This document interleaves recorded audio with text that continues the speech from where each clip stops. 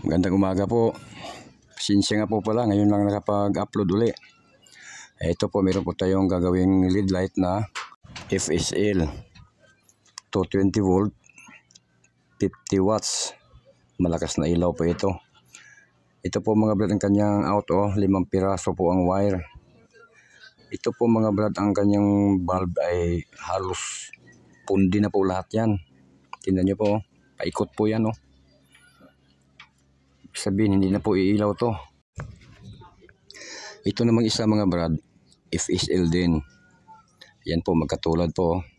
Pares na pares po sila, no. Yan po 220 volt 50 watts din. Parehas pong sira ito. Ang sira naman itong isa mga brad, kanya pong LED driver sunog na.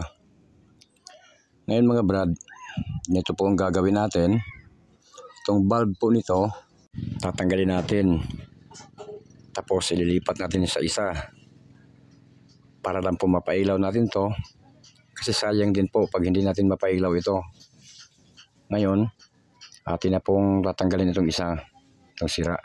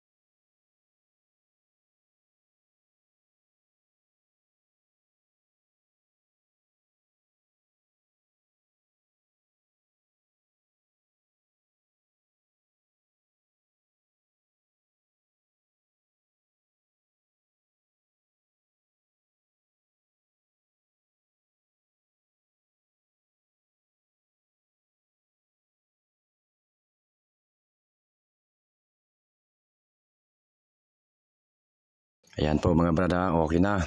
Ngayon mga brad, diba ito po yung 5 ang wire. Meron po ditong 3 wire na halos magkapares lang po ang kulay, no. Ayan po. Bali may natanggal lang ang isa, Bali dito po yan sa side na ito nakahinang. Ayan po. Ngayon tatanggalin muna natin tong putit itim para maituro ko po sa inyo mamaya yung 3 wire na yan kung paano gagawin. Kasi itong tatanggalin natin una, madali lang po ito dahil may kulay po, putit itim.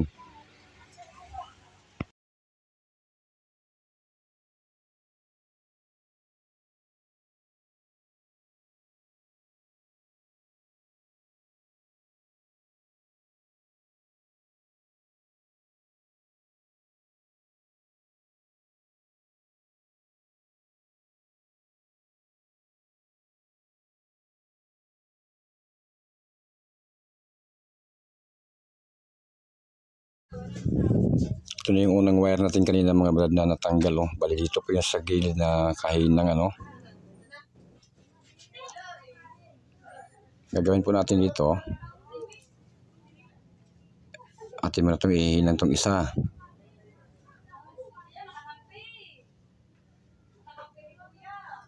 Yan po, nakahinang na po ano. Tapos tatanggalin na naman natin itong isa. Pag matanggal na mga brad, ikakabit naman natin agad para hindi po tayo maligaw. Kasi po pag tayo maligaw dito, baka hindi po mapailaw natin itong ating bulb.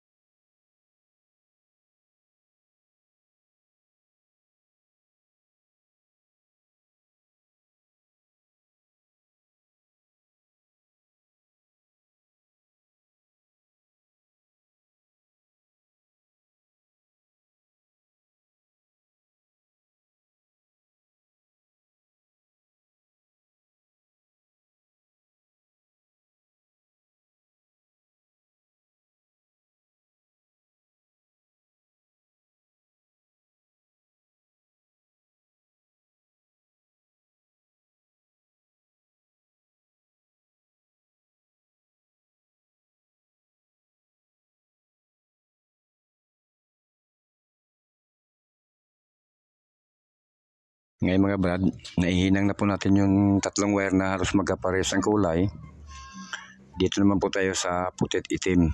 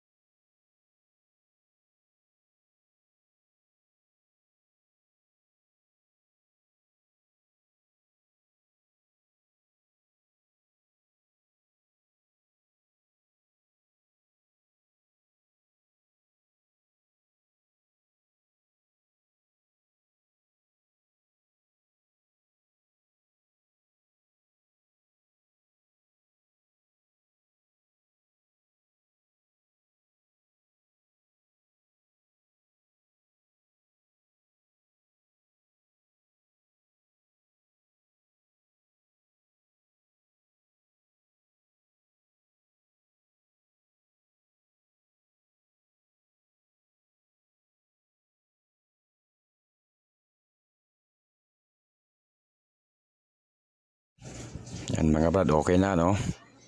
Atin mo na kakabitan ng isang tornilyo ito para hindi matanggal. Tapos titistingin na natin to.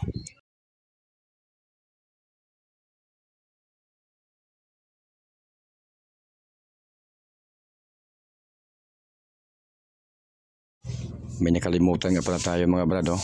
Yung natuklat kanina na isang valve. Ating lagyan ng jumper ito.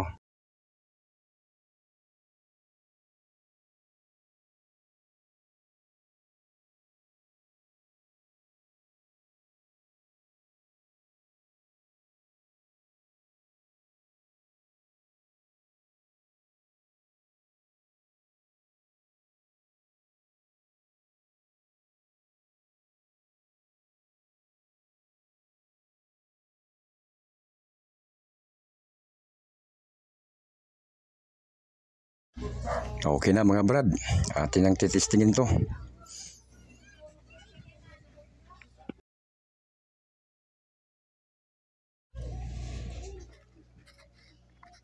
O ayan na mga brad, oh. Napakinabangan din natin yung isang bombilya, no? Ayan, ang lakas pa, di ba?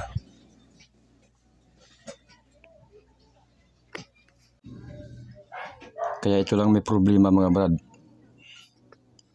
Ate mo na ikakabit yung kanyang pinaka-cover para ma-testing na rin uli.